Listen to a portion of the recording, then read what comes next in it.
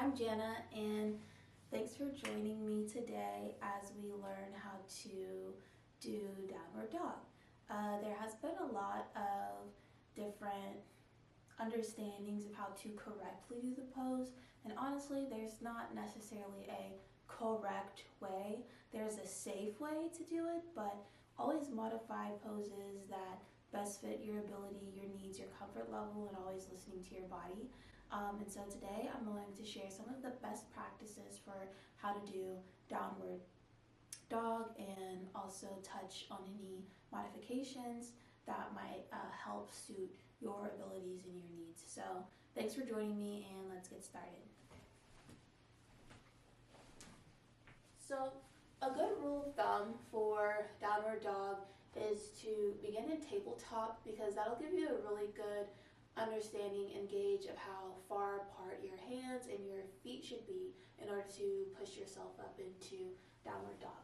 So let's start off in tabletop. And here you want your shoulders directly above your wrists and your hips stacked right on top of your knees with a neutral spine. So this is tabletop. And from tabletop, to get into downward dog, press your hands very firmly into the mat. Your arms might be externally rotated, meaning that the inners of your elbows will be facing towards the front of the room, and your fingers will be pointing slightly to each corner of the front of your mat. And once you press your hands firmly, you'll flip onto the bottom of your feet, and then push yourself back up with your legs.